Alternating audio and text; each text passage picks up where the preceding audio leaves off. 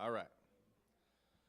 Good afternoon and welcome to the City Club of Eugene's October 17th, 2025 program, A River Runs Through It, Riverfront Development in Eugene-Springfield, Part 2 of 2. My name is Thomas Hura. I serve as president of City Club, and I'm pleased to welcome you to another of the many forums we've held since 1990 in the name of our mission to build community vision through open inquiry. City Club is lucky to be a trusted, open, and independent voice for Eugene area community members to be heard. And as a lifelong Eugenian, I dare say the community is lucky to have the City Club and to hear from our program guests and questions from the audience, whether here in the beautiful Wow Hall, online, or over the radio. We believe these kinds of gatherings around critical community topics strengthen our understanding of one another and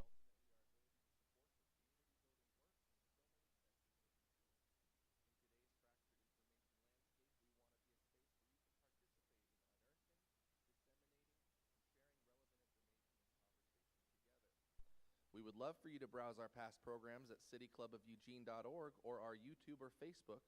Do consider becoming a member if you'd like to support our work as the only city club in Oregon that meets weekly. There are many ways to support and collaborate with us, and I'd like to thank our Platinum and Diamond community sponsors. The University of Oregon has helped Oregonians question critically, think logically, reason effectively, communicate clearly, act creatively, and live ethically since 1876. Get more information at uoregon.edu. Lane Community College transforms lives through learning. LCC provides comprehensive, accessible, high-quality educational opportunities that promote student success. For information, visit lanecc.edu. Thank you to the City of Eugene and to Lane County for their generous support as well. And a special acknowledgement of our most recent Sapphire sponsor, Summit Bank. We're proud to do our banking at Summit, and we're grateful for the contributions of Summit's employees to our club and community. A quick reminder, please silence all cell phones in the hall. And with that, I proudly turn the mic to our friend, the Secretary of Springfield City Club, Len Goodwin. Thank you very much. Just a brief thank you for all being here. Thanks for the members of Springfield City Club who are here. This is a rare opportunity that we have for both city clubs to join together in a common purpose with a very common theme, one of the most beautiful segments of the Willamette River, which can be developed for all of our benefit. We are a co-member with Eugene City Club. We have all reciprocal membership. You can always attend our programs as well as the City Club of Eugene programs. So thanks again, and let me introduce Andrew, who will introduce our speakers. Thanks so much, Len. Always great to have you here with us and everybody from Springfield City Club. So today we're talking about waterfront development on the Eugene side of Interstate 5, and to do that we have two great speakers who are going to talk to us today about the past, present, and future of this project. We've got Will Dowdy. He's the Community Development Director for the City of Eugene. And we've got James Atkins. He's a real estate development executive whose 30-plus year career has been focused on neighborhood-scale, mixed-use redevelopment projects. We're going to hear from Will first. Will.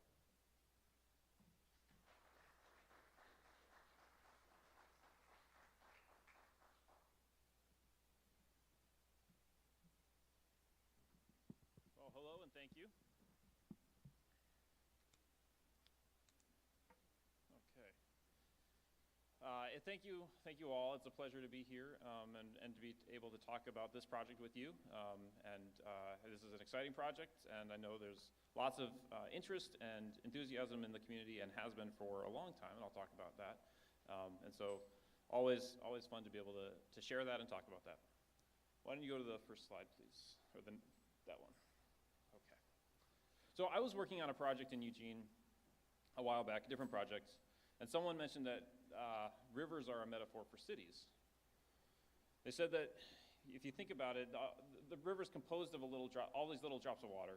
The river is much bigger than all those little drops of water, but when you break it down, it's all those pieces. And we're all kind of going in this same thing together, not always in the same direction, but eventually we're all getting there. And some of the drops of water have been in the river for a very long time. Others maybe fell into the river that day, but they're all part of the same river, and they're all part of what makes it what it is.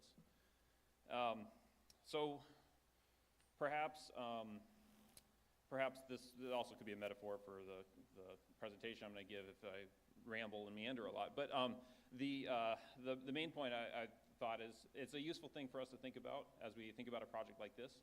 I myself, I came into this community a little over a decade ago. I joined a community that was well on its way, moving through a lot of things. Came into a project that I'm going to talk about that was well on its way. And it's been a pleasure to be here and be a part of this community and this project in the years since. Next slide, please. So I really appreciate this as a two-part series. I think that it's important to be thinking about all this, and it's, I guess first I'm appreciative because for those of you who attended the presentation or watched the presentation previously about Springfield, Allie Camp did a great job explaining urban renewal, which is a really important project, and now I don't have to. But it's an important funding mechanism that we've been using on this project, and it's important to the way that we go forward. The vision to put these things together, because the river is one of those things that really does unite this whole region. It's one of the things that when you follow the river along, you realize how all of the different parts of Eugene, Springfield, different neighborhoods, different cities, how it all kind of comes together. And so I think it's good for us every now and then to stop, take a step back, and look at the river and how it connects us. So this is a story of urban renewal. This is urban renewal at work, and that's what these trucks are doing right here. So pop quiz for anyone who followed along last time. What is the goal of urban renewal? Does anyone know? We got a hand in the back. You want to say it? Yes, and the words from last time were making increment happen. That is the goal of urban renewal. It's making increment happen. It's growing the tax base. And so what you're going to see today as I present is targeted investment and partnerships that are all about growing the tax base. But this is an older story, and if you go to the next slide. I can go back a little bit farther from today, go back 7 years or so. This is when the city purchased the property, the downtown Riverfront property from EWEB, and that was really the groundwork that gets us to where we are today. But I can go even farther back than that, about 15 years ago, and some of you I know remember this well, when EWEB invited community members in to have a big conversation about how to dream big about this property, what really should this property be? If you go back another slide, please, or forward another slide. I'm going to go back. And I could actually go farther back than this. 40 years ago, there were people in the community who started thinking, hey, maybe this isn't what we want. Maybe this isn't the right use for this spot right along the river, right between the river and downtown. And one of the things that I think is really cool is that if you look at the people who are now living at the downtown Riverfront, the people who are working there on a daily basis, the people who designed the buildings, designed the streets, brought hammers to the site, put the buildings up, review the permit plans, all that. Increasingly, you'll find that there are people who are not 40 years old who are working on this, which means that they are actually building out, living out dreams from their mothers and fathers, their grandfathers, grandmothers. This is really something that is being passed generation, from that original vision into the people who are there today. Okay, next slide, please. But I'm going to go even farther back than that. I'm going to go back to the dawn of time. Seriously. I think that for something like this, sometimes it's helpful to just figure out why we're doing all of this. And one of the things that I've learned over the years is that evolutionary psychologists talk about the way that humans choose to live in edge conditions. We like to be able to see the opportunities that come from being able to see out a distance. And rivers are something that bring opportunity and have across time. They're also, is where danger comes from usually. And so being able to see danger and opportunity. And so when you look at human habitat, as far back as we can go, you find it in these edge conditions. And today, if you look at any city of any significance, they're built along water. And because water is pivotal to the ability to have civilization, and it's critical, so it's critical for that part, but then also it taps into that deep psychological understanding of what safety and opportunity look like. So presumably that was the motivation for Kalapuya people who lived in this spot. Presumably that was a motivation for the first people who started what today is now Eugene. And the same goes for Springfield. The river is why we're here. The river is our heritage. And it's I think a very Eugene thing to know that, of course, the river is what grounds us as a community, and also river is what grounds us personally. And so, not to push this too far, but I would say when you look at all these cities, a river is a little bit like a smile, because a smile is what makes you human, but a smile is somehow at the same time is able to make you completely unique. And so our river makes us a city, but it also makes us unique. Unfortunately, I think over the years it's been a lost river. And one story that really stuck with me was I was talking to someone who was traveling here on business. So because it's someone traveling on business, it wasn't like a guest of mine who I was taking through the community. But I just talked to them, and they said, well, I got into downtown, stayed in a hotel, I got up early to run because I'm a runner, and as I was running, I discovered that you've got this river, which I thought, well, that's a little embarrassing. And they said, what's the deal with the secret river? Why do you keep this so hidden? And I said, I don't know what you're talking about. Can you go to the next slide? So they said, well, this is what you get if you go down the river. So if you walk out of the Wow Hall, you go just over a half mile, you'll bump into the spot where there used to be this sign. And this was how you would this is the sign that would greet you if you approached the river. And this was better than the condition that used to be there even earlier. So, fair point. It's a hidden river. And another conversation I had was with a reporter as we were talking through this project, and I said, as I was explaining that we've moved away from this river, we're trying to rediscover this, and the reporter said, I don't get it. Are you saying that Eugene just messed up? Is this local incompetence over the years that created the situation? You can go to the next slide.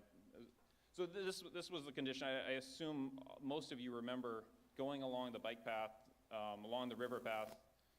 Maybe you were running the marathon, maybe you were out for a stroll. This is what used to be along the river. So the reporter said, wait, what did we do wrong? Why were we so bad? And then I had to explain, no, this is not unique to us. This is a problem for us, but this is not unique to us.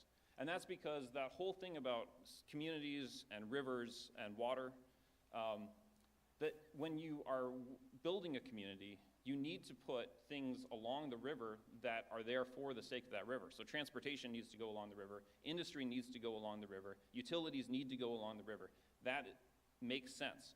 And if you're going to have a Saturday market or if you're going to have a music venue, you don't put that on the river, you put that where you are away from those things and you move a little bit farther away.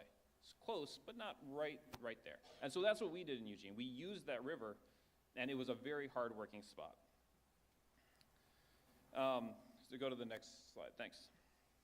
So this was a hard-working site down along the river, but then things started to change, and things started to change in the way that we did our work. We changed transportation patterns, we changed our infrastructure abilities, we changed the way that we do industry in this country. And so we, like many other cities around the world, have had the opportunity to rediscover our water and have that reconnection, because it's no longer important for us to use that site for all of those really fundamental things. We have figured out other ways to do those, and now we have this really precious opportunity. So now I'm going to go back to that, away from the dawn of time and back into that 40 years ago. 40 years ago, people in the community said, wait a minute, this is not actually the best use for the site. And one of the really key partners in thinking about that was eWeb. And so the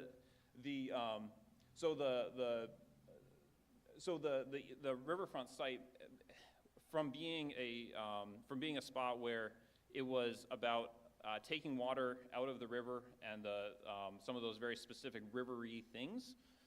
Here in this picture, you can see the utility poles. Utility poles can go anywhere.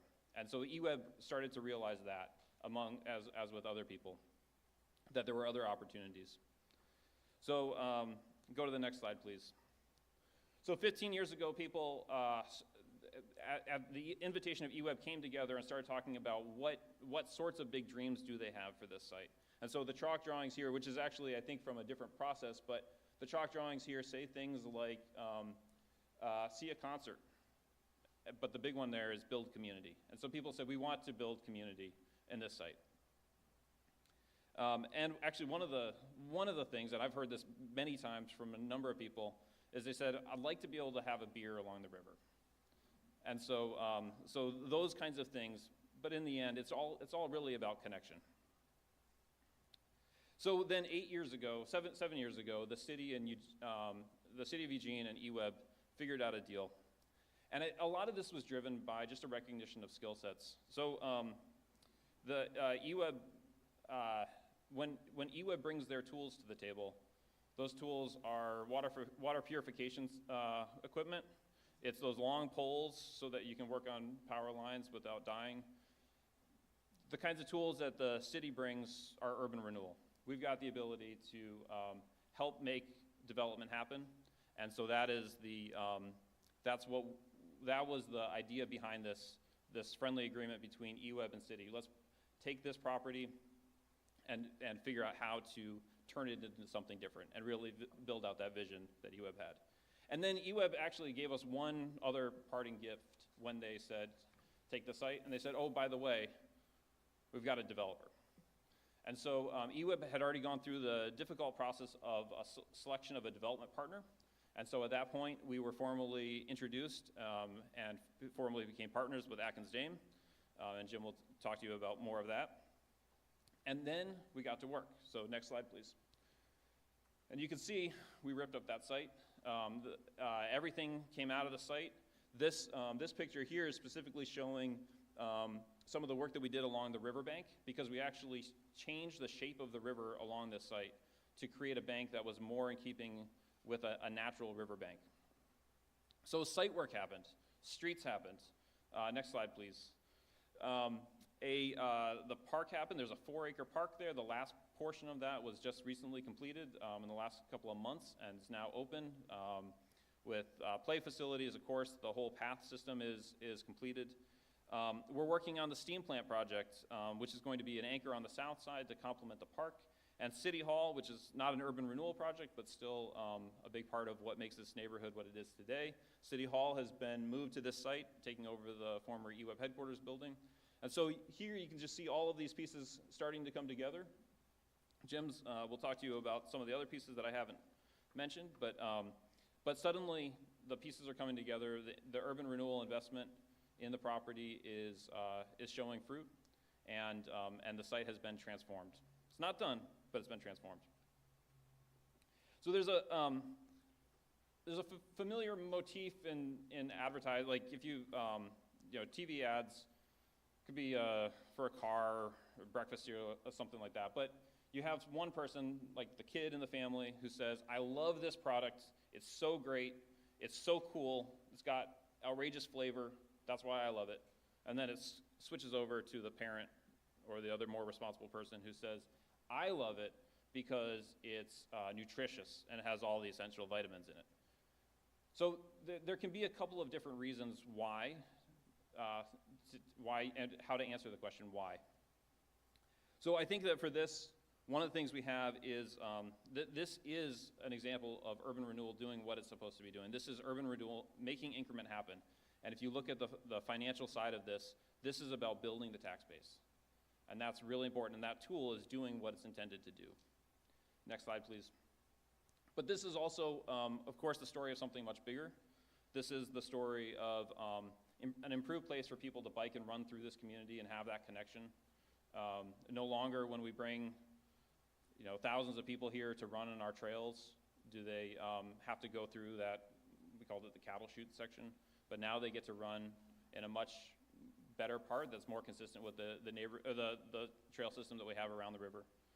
The housing is an important thing. Housing is consistently one of the top issues here in Eugene, and we have more housing here now, and Jim will tell us more about that. And then last of all, of course, it's connection. It's about connection, what makes us love Eugene, what is it that why are we here, and who are we as a community. So very excited to see all of that, and that's my part. turn it back over to Jim.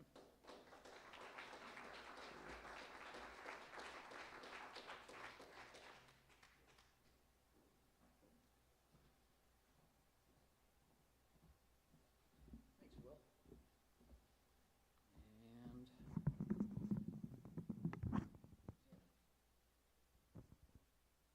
Oh, yes, I will. Thank you. My name's Jim Atkins. My partner, Dyke Dame, and I are the co-managing members of the various entities that own and are developing the Eugene River District. Next slide, please. As Will mentioned, this was really the heart of Eugene's industrial area, beginning back in the turn of the century. In the beginning in the 1860s, they started developing mill races across the property. The railroad would come in the 1880s, and this was really the heart of sort of industrial area in Eugene. There was a woolen mill, flour mill, anything that required some power. The mill races moved around over time, but it was always kind of an industrial area, spotted with some residential buildings.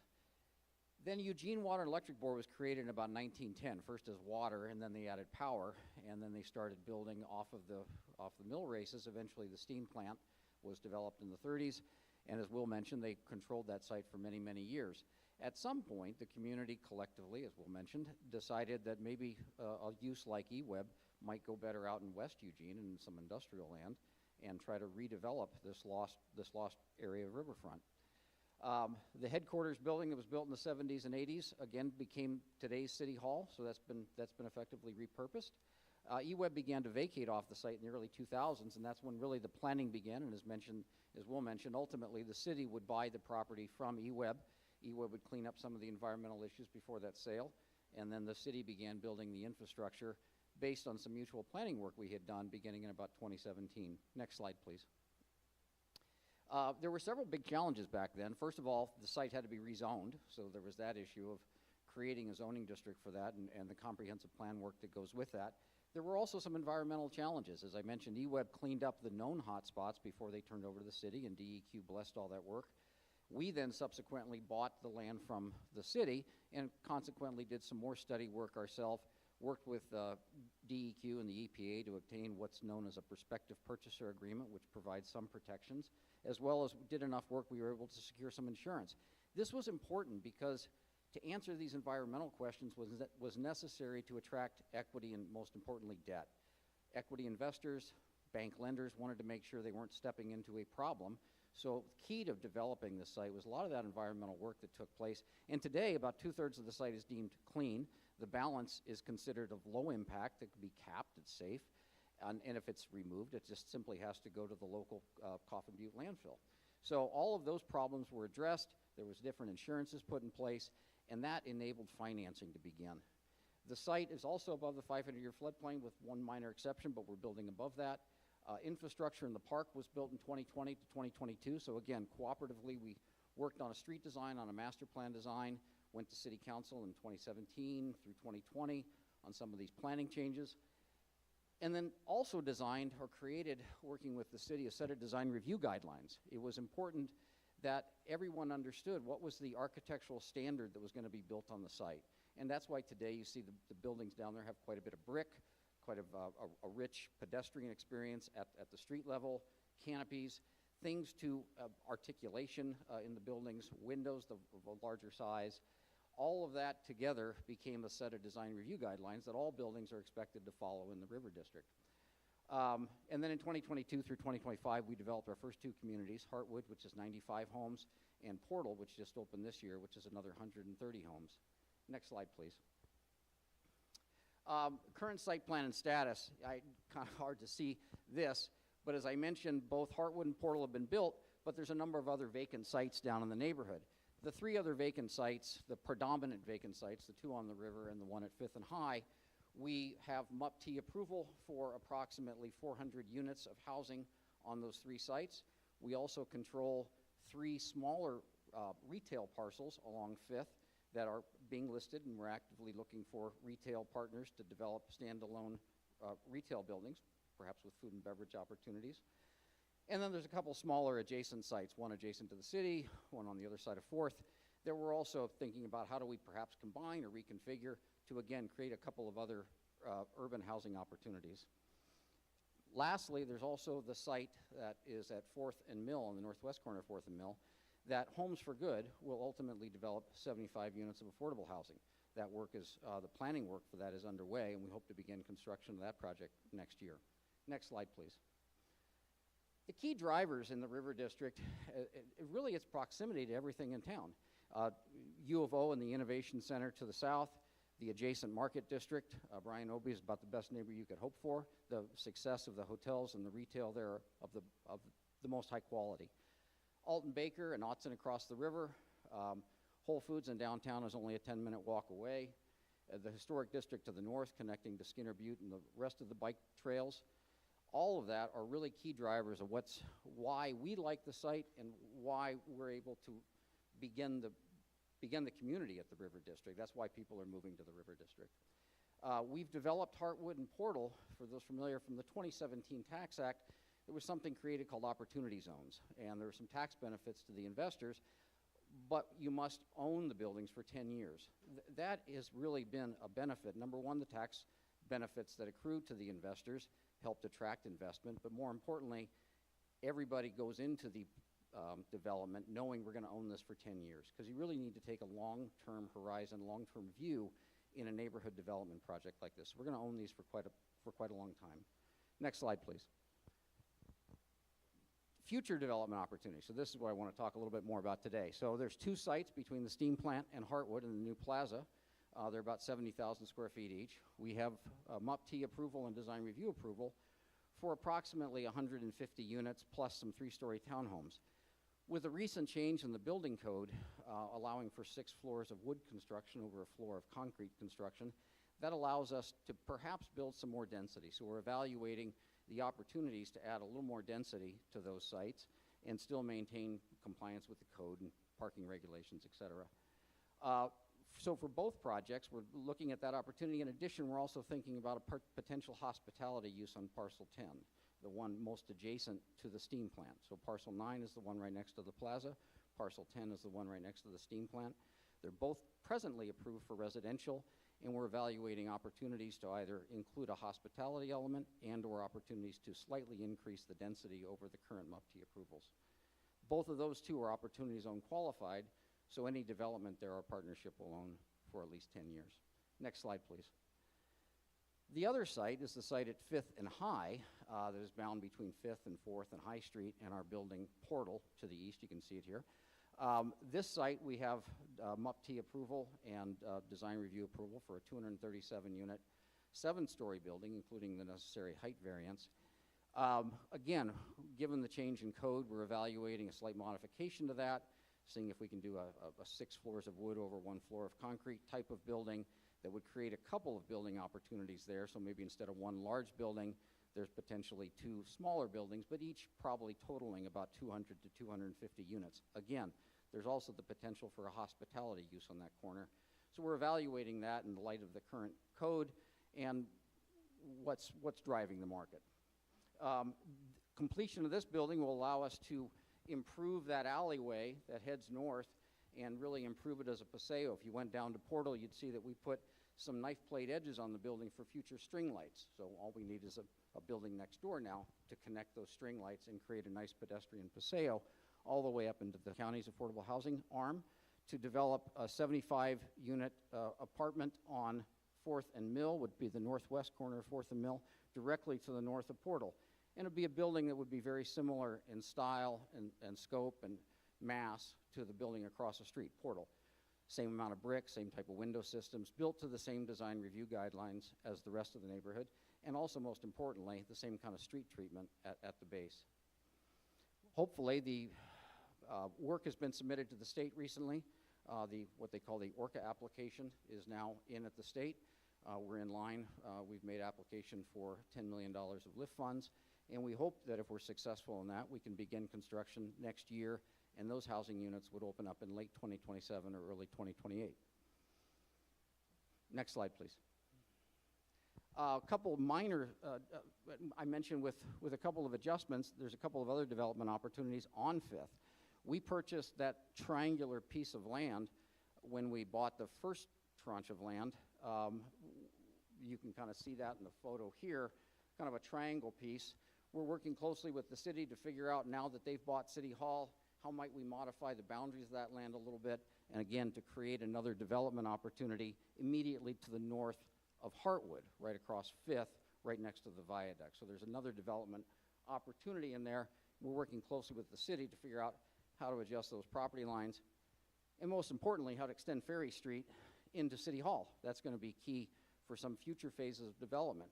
We need to move that generator that's presently sitting there, find another home for it, and extend Ferry Street into City Hall, because that'll allow some of the retail uses to perhaps use some of the City Hall parking at nights and weekends, and a better flow of traffic through the neighborhood. Also, it creates what we always hoped was that connection to the river. When we began this and working with an architecture firm named Sarah and a planner, his name is Martin, his initial idea was to simplify some of the traffic patterns and instead create a direct connection across Fifth, albeit pedestrian because of the railroad. You can't have a vehicular crossing there. And to concentrate all of our retail activity and energy on Fifth, making that connection directly to the river. So today, you can then, kind of to Will's point, stand at Willamette and turn one way and see down to the river, and turn the other way and see to downtown. Next. And then lastly, the retail sites I mentioned. If you walk down Fifth today, you'll notice a triangular-shaped portion of land immediately across from Portal. That is a development site that we control, and we are actively seeking retail partners for that.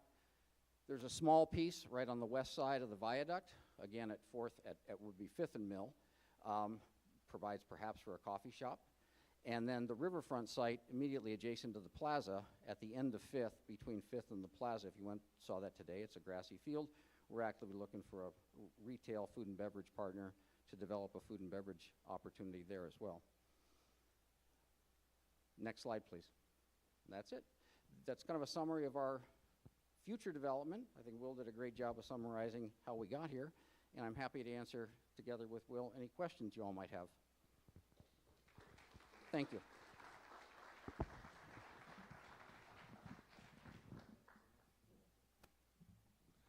Thank you. We'll begin our Q&A quite soon, but first a special thank you to our award-winning public radio station KLCC for airing City Club programs on Mondays at 7 p.m. In Eugene, they broadcast on 89.7 FM. For those listening at home or in the car right now, your household is one of several thousand tuning into City Club on KLCC. We're truly honored to have you. You can also find all recent City Club programs archived at klcc.org, as well as on our YouTube channel and the City Club of Eugene podcast. We will have a short break, so think of some wonderful questions for our guests, and we'll be right back. Thanks.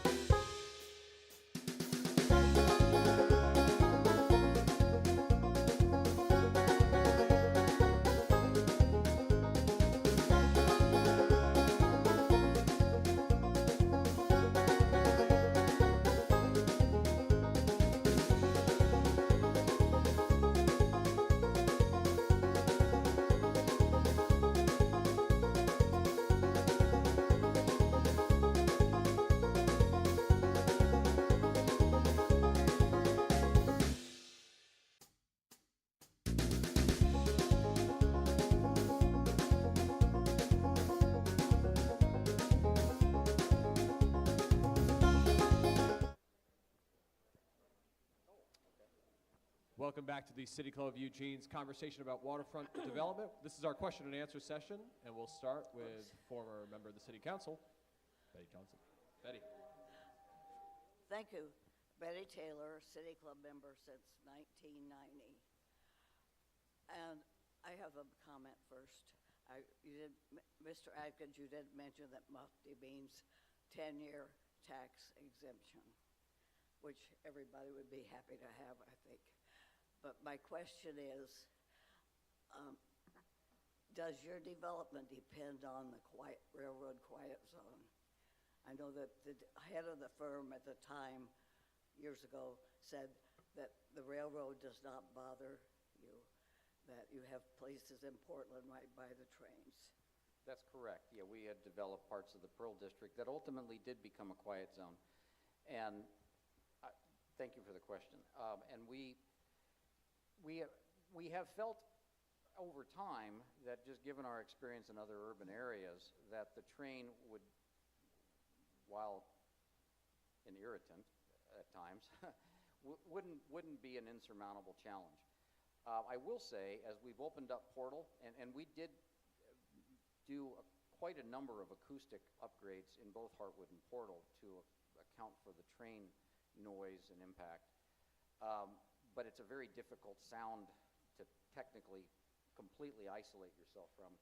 And we have found that there are some comments we're getting from residents in Portal, in particular units, that it is an issue for them. So, and it's something we're sensitive about, and something that we're going to continue to try to find solutions for, find the right unit for right people. It's something that we believe, not just for the benefit of the residents, but the quiet zone improvements, because not only would it create the quiet zone and the lack of the train noise, it would also create a more pedestrian-friendly crossing, a more transparent crossing between the Market District across to our property. If you stand down there today, you would notice all of what I kind of term the vertical clutter. There's probably 12 power poles right there, sort of, that most of which I'm not sure what they're doing.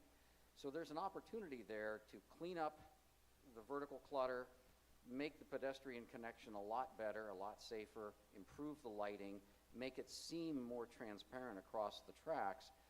That would help retail on either side of the corner, and it does have the benefit to some of our customers who I think are light sleepers. I stay in an apartment in Hartwood.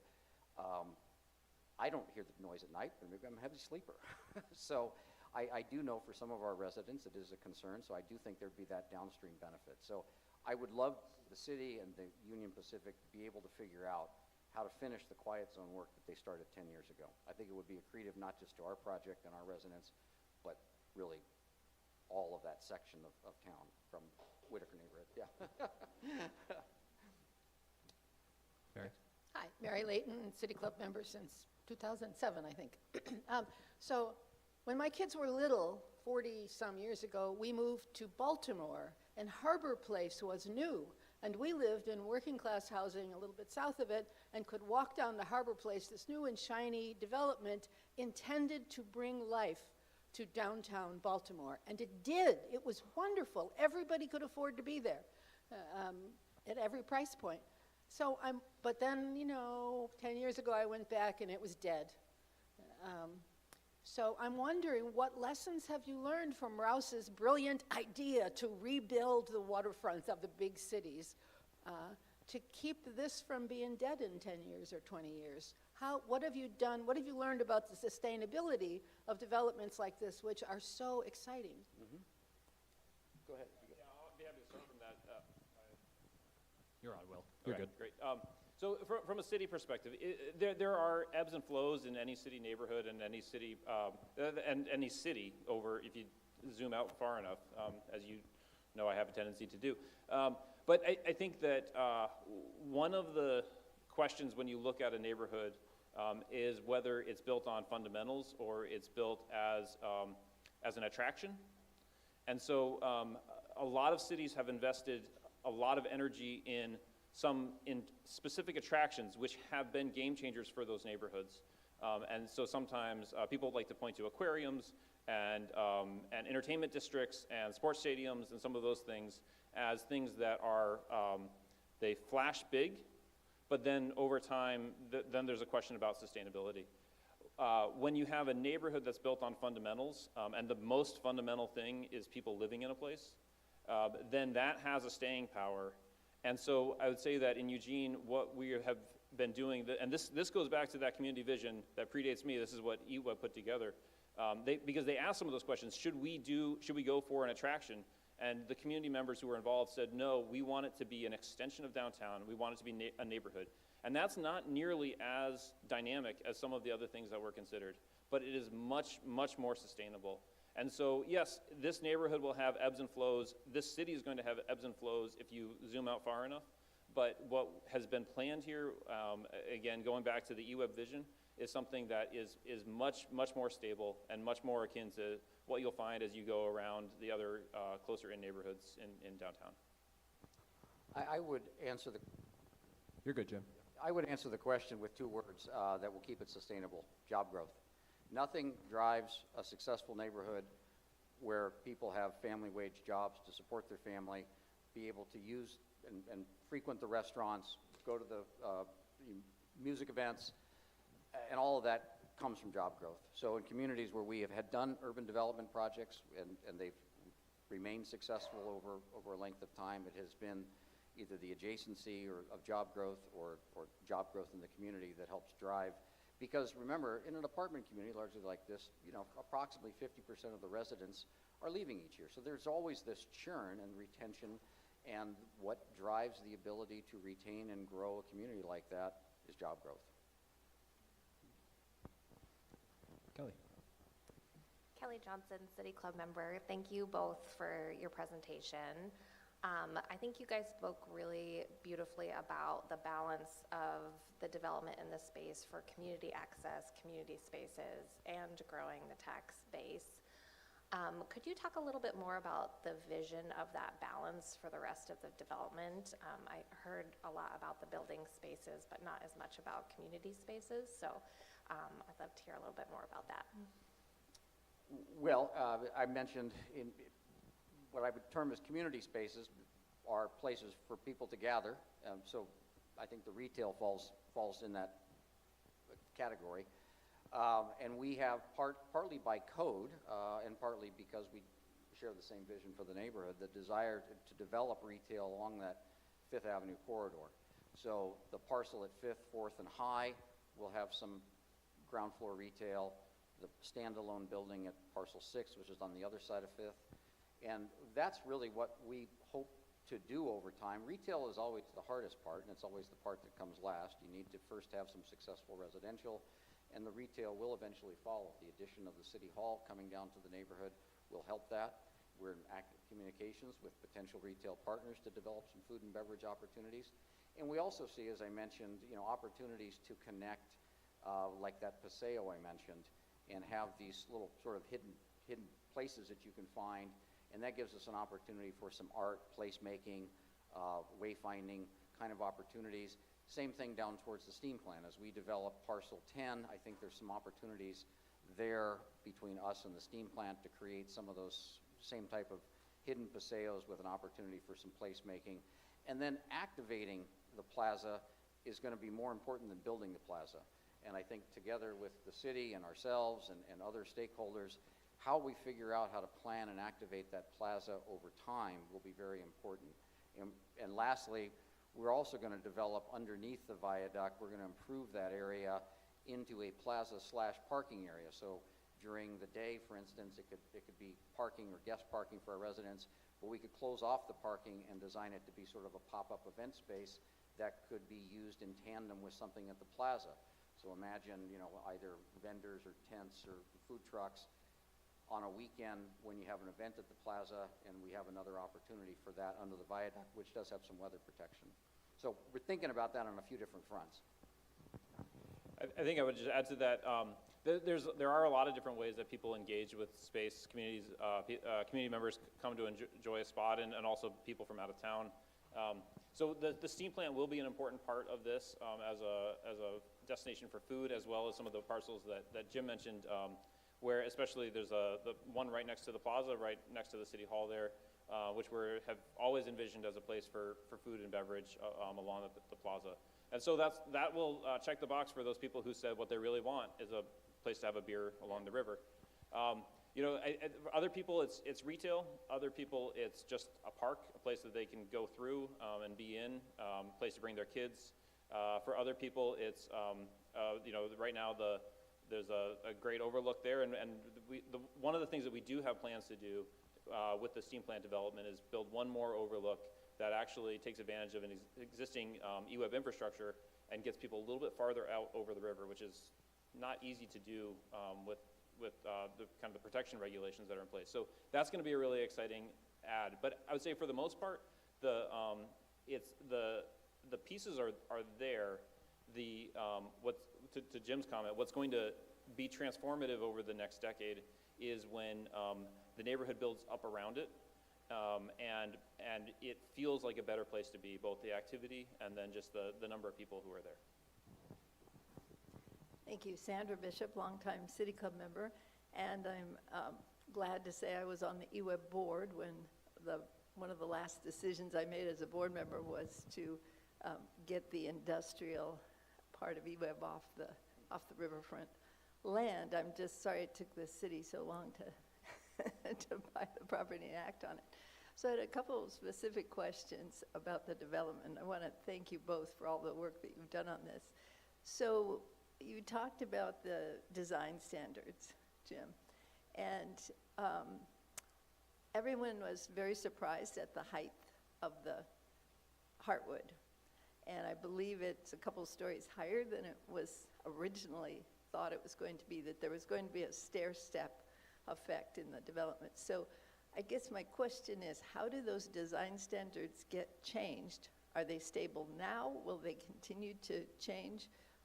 You're talking about height of buildings, and so how do you not create the kind of urban canyons that you get when the buildings are too tall? That's the main question. The other question, very specific question, are you intending to have a sort of a congregate place for recharging electric cars? Because it's my understanding the buildings are being built without any way for the residents to charge their cars at home. So is there a thought for that? So sorry for two questions. Yeah, let me answer the second one first, because that one's easy. We have installed blink chargers in both Portal and Heartwood. I can't remember exactly how many we installed, but I believe it's about a dozen in Heartwood and about a dozen or maybe 8 in Portal. But more importantly, most importantly, we put conduits in the parking lot from the electrical room for future EV chargers. Basically, we maxed out the capacity of our electrical room with the ability to put in additional chargers in the future, and we've cut a deal with Blink, so they're Blink chargers. And they're accessible to residents. When I mentioned the property across the public-private parking lot under the viaduct, we're going to include some publicly accessible chargers there. So we have done that. That was a big part of our decision-making in our construction. The other question about the design review guidelines, some of what you mentioned, height, setbacks, that's a function of the code. So we spent a lot of time first developing the comprehensive plan and then the zoning code rules that went around it. And those things are code driven. So those are the types of things that would have to get amended either by variance or by the city council. When you mentioned setbacks and height variances, those are code driven. The design review are the more aesthetic issues. How much brick are we putting on the building? How big are the windows? How much articulation around the brick? What is the brick detail around the windows? If you go down and look at our project, there's quite a bit of detail of brickwork around those windows. That doesn't come easy, and it was intentional. The canopies, the metal canopies over the sidewalk to kind of create a human scale. So that's, again, an example of a design review-driven thing, not a code-driven thing. Heartwood was built according to the code. We didn't have an obligation to step back there from any particular distance. And the height of the building was really driven by the balance between the number of units and the number of parking spaces we could develop in Heartwood. So that was kind of how that model, came together. We do have an obligation for some step backs if we go over certain heights on parcel 9 and parcel 1, which is a fourth. But again, those are code issues versus the design review. The design review is just a set of guidelines that together we in the city developed and we've mutually agreed to, and we're contractually following those, but they're not code driven, like the height and the step backs. Hope that answered the question. Len Goodwin, Springfield City Club member. I hope you could help me resolve a dissonance I sense in the presentation. Early on, we talked about how urban renewal is to grow the tax base. Mr. Atkins focused on how job growth is essential to make these projects really work well. Yet the project seems to be almost virtually residential, needed but a net user of tax revenue, and minimally commercial, which is a donor of tax revenue. How do we resolve that? Yeah, I can start with that. So I think it's a couple of different things in that, and I think that's one of the important conundrums as we go through a community. I think the key part of this is that urban renewal is something that has a defined boundary, and jobs and other aspects of the economy ignore boundaries. And so that's why there's many people who live in Eugene, work in Springfield, and vice versa. We see the economy as a regional thing, and if a company moves from one place to another so that they can grow, it benefits us all. So I think when we're looking at the investments in the urban renewal districts, we're seeing those as investments that achieve those district goals. And so one of the key district goals is, it's making increment happen, it's building that tax base. But the district also has goals about, and specifically our plan in Eugene has goals about connection to the river, places for people to be, and about growing more housing. So that's where the district needs the tool needs to take care of itself, and the tool needs to do what it's intended to do. Beyond that, in order for the whole vision to be successful, we need to have a successful community. And I think that's where the real question about job growth is critical. So in order for the housing on the riverfront to be successful, it can't be the only housing in town. In order for the housing and the investments along the district to be successful, this community has to thrive and flourish. And in order for it to be successful and for the community to thrive and flourish, we need to have job growth throughout the community. And so I think that's where it really becomes part of a much bigger question. And so when we looked at this site, and this kind of again goes back to that vision, one of the ideas was a really high-powered employment center. But I think the vision there has been that we've got we have a real desperate need for housing, and if you look through downtown, we've actually got a real undersupply of housing, and right now commercial space is something that is it's challenging to fill it up because of some changes in the economy. So when we look at that balance, I think that's how those two things can come together. Yeah, specifically, I would just mention, when I talk about job growth, I think, the opportunities for job growth on some of the industrial land in West Eugene. And that is a driver because of household formation. Maybe not at our site, or not everybody takes those jobs, they're going to want to live at the River District, but they drive household formation, which makes it possible to finance these buildings. I do hope that people who are trying to attract businesses do take information about our neighborhood, for instance. If they're trying to attract researchers to come and do their research at the new Innovation Center, and where would I live? And they can say, well, here's an example of some new housing. It's only a mile away from the Innovation Center. So the two do go hand in hand. They're sort of a chicken and the egg. To attract the jobs, you have to have a successful community, a vibrant community. You have to have housing opportunities. But job growth will drive housing growth because it's driven by household formation. Dylan F. from the YouTube live stream has a question. How do we support local retail when so much in today's world has moved online? It's got to be experience-based. I think the Obie Company does a great job with their retail across the street. It's a bunch of unique retail offerings that you're not going to necessarily find online. I mean, the toy store, for instance, and it's experience-based in the sense of food and beverage opportunities. And that have perhaps entertainment that comes along with that. So it has to be unique. It can't be a commodity-based offering, and that's why we have really envisioned the retail opportunities we have is probably an emphasis on food and beverage, and/or unique, something unique that to buy or purchase that you can't get online. But again, that's kind of a niche product. But one of the challenges is those food and beverage kind of buildings are expensive to build. So again, it creates a bit of a chicken and the egg, because the buildings you really want, just by their nature of the HVAC and all the hood and all the stuff that has to go into a restaurant building, become more expensive to build. So. Will, is there anything the city does to support local?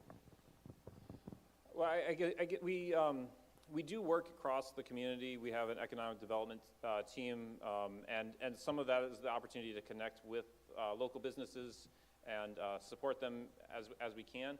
I think the biggest answer, I mean, I think if you look around the room, not every community has a city club like this. Not every community has a WOW hall like this that's still going. This is a community that thinks differently and has different values and lives out those values. And so I think if you're looking for a community that has a good chance at making local retail work, this is the community that has the values in place. Bob Jones, I'm a guest. I have two questions for you. Didn't see much as far as what the buildings are going to look like. Wanted to see what there is to make the buildings artistically interesting, as opposed to the boxes that seem to be popping up all around Eugene. And then the second, especially when you talk about the jobs being in West Eugene, what have you thought about the traffic mitigation? I mean, getting out of City Hall right now is a nightmare already, and so the traffic and parking would be another question. You want to do the first one? I can do the second. Sure. To answer the question about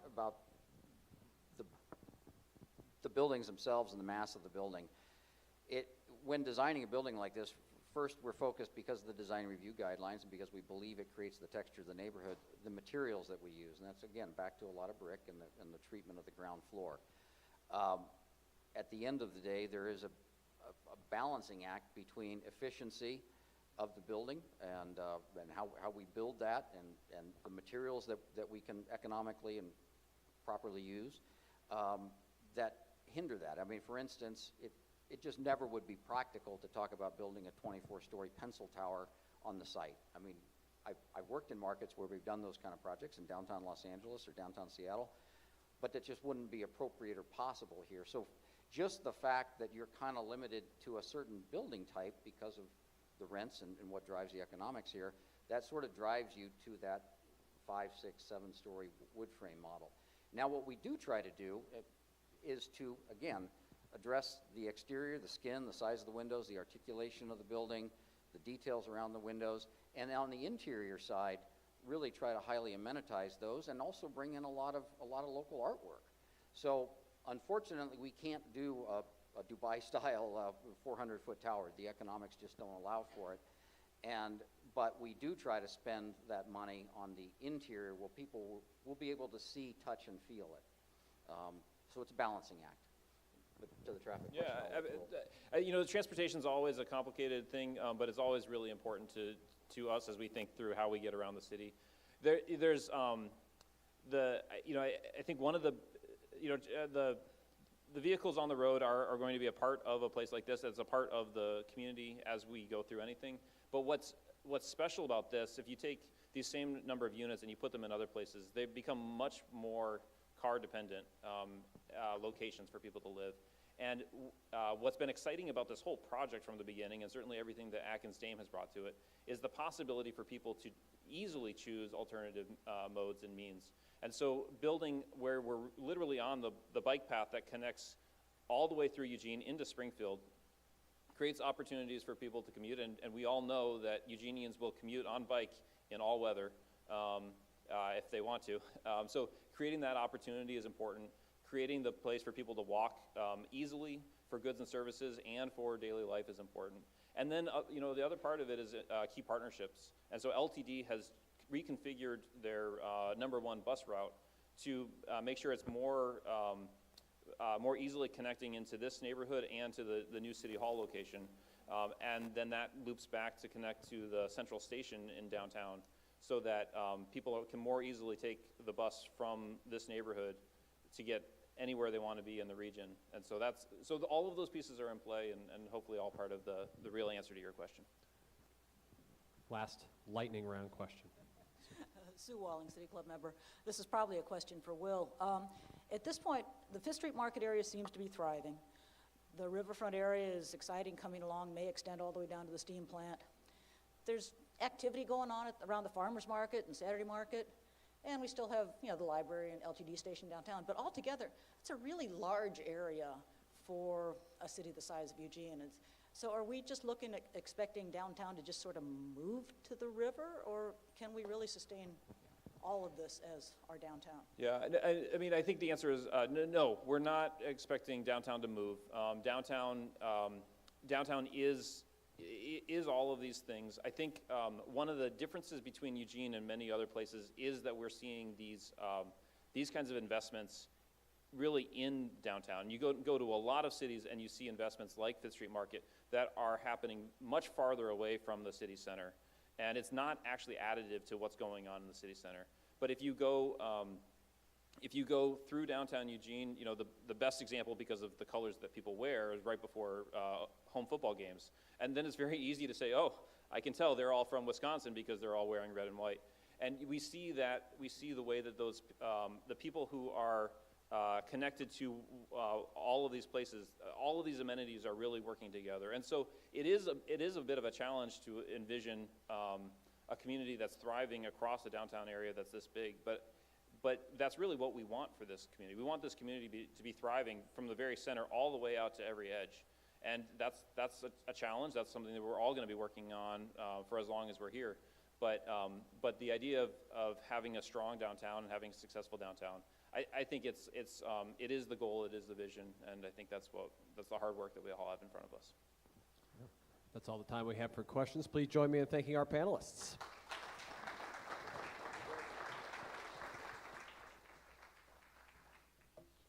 Thank you so much, James Atkins and Will Dowdy.